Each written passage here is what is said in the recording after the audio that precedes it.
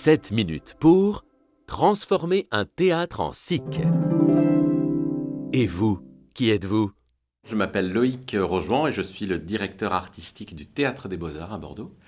Et mon boulot, c'est de générer de belles étincelles entre les artistes et les spectateurs. Le Théâtre des Beaux-Arts a pour activité la programmation, la coproduction et la diffusion de spectacles vivants, du théâtre sous toutes ses formes, mais pas que, du théâtre musical, du théâtre jeune public, etc. Et nous sommes situés sur Bordeaux Sud, à mi-chemin entre les quartiers Saint-Michel et Saint-Jean.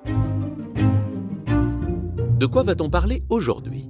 Aujourd'hui, je vais vous parler de la décision que nous avons prise de transformer notre structure en SIC, donc en Société Coopérative d'Intérêt Collectif. SIC, une société coopérative d'intérêt collectif, associe des personnes physiques ou morales autour d'un projet commun alliant efficacité économique, développement local et utilité sociale. Cette société a pour objet la production ou la fourniture de biens et de services d'intérêt collectif, qui présentent un caractère d'utilité sociale. Une SIC doit obligatoirement associer des salariés ou producteurs, des bénéficiaires et un troisième type d'associés, par exemple des collectivités ou des associations. Donc chez nous, les bénéficiaires, c'est qui ? C'est les spectateurs et les artistes. Donc 32 associés nous ont rejoints en mars 2022, dont justement bien sûr nos salariés, mais aussi des spectateurs, des artistes, des compagnies, des entreprises aussi issues du tissu économique local, et puis une structure parapublique qui est l'IDAC. Le principal intérêt, c'est que c'est une SIC, d'ailleurs les gens ne la connaissent pas très bien parce que ce sont des structures assez récentes, mais surtout très novatrices, très avant-gardistes presque. Ça reste des sociétés commerciales, soit des SARL, des SAS ou des SA, donc elles ont quand même une viabilité économique à garder absolument, parce que il faut que le projet perdure dans le temps. Et puis c'est aussi un respect, un projet qui est viable économiquement, c'est aussi le respect des personnes qu'on va employer par exemple, c'est aussi peut-être générer de l'emploi, nous ça fait partie des objectifs qu'on s'est fixés, mais après tout dépend ce que l'on fait pour que ne pas rentrer dans le capitalisme pur et dur. Eh bien nous par exemple on a choisi de ne reverser aucun dividende à qui que ce soit et de tout réinjecter dans cette société. Donc on fait partie de l'économie sociale et solidaire, entre autres parce qu'on a plusieurs volontés qui répondent à des valeurs bien sûr.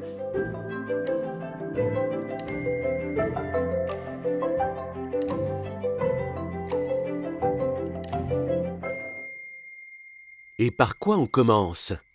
La première chose très importante, c'est en effet de réunir autour de soi un noyau dur de personnes qui partagent ces mêmes valeurs et cette même vision. Nous, notre vision, tout simplement, c'était que chacun dans cette société puisse avoir accès facilement à de la culture, de la création culturelle. C'est un bien grand mot, la culture, mais en tout cas, la création artistique, notamment proche de chez soi. La deuxième étape, c'est de se demander comment on peut faire pour être aidé. Et il y a plein de structures et il y a plein d'accompagnements, de programmes d'accompagnement qui sont disponibles.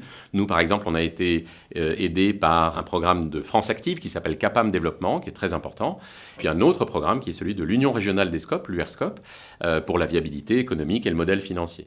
La troisième étape, c'est qu'il faut faire un deuxième cercle, qui est le cercle des associés. Et il faut aussi pouvoir compter sur eux. Ce n'est pas qu'une prise de part sociale, c'est aussi des gens qui s'engagent, qui croient au projet et qui vont l'accompagner. La quatrième étape, ça va être de faire le chemin en marchant, comme je dis. C'est ce qu'on fait en ce moment, nous. C'est-à-dire de découvrir des choses. Tout n'est pas figé. Et puis surtout, ça s'apprend. Parce que nous, ça a été un sacré changement. On partait d'une SARL, c'était tout simplement mon bébé. Moi, c'est moi qui l'avais créé. Mais des gens m'ont très vite rejoint, qui se sont très vite investis dedans. Et donc, ce modèle de coopérative se prêtait très bien à la suite des choses. Maintenant, on apprend à tous travailler ensemble avec une gouvernance partagée. Et ça s'apprend quasiment en le faisant, en fait. C'est vraiment le chemin se fait en marchant.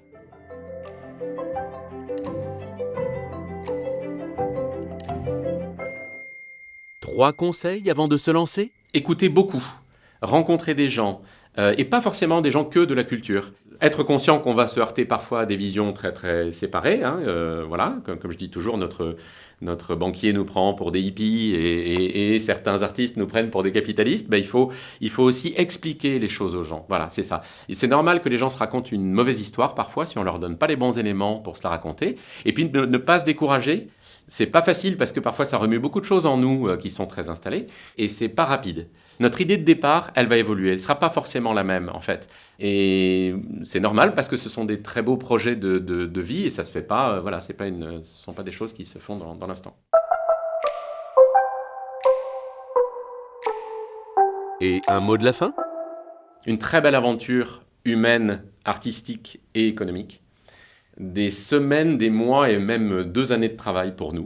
Et surtout, par-dessus tout, ça représente un projet qui est très cohérent dans la société actuelle et qui répond à des vrais besoins dans la société actuelle, de résilience, de respect, de durabilité, etc., etc. Donc il faut oser aussi être précurseur et se dire, c'est à nous aussi de changer les choses, il ne faut pas attendre qu'elles changent toutes seules, c'est aussi à nous de les changer en fait. À la fois, tout projet culturel est important, mais ce genre de projet culturel dans l'ESS est vraiment très cohérent avec tous les besoins de notre époque.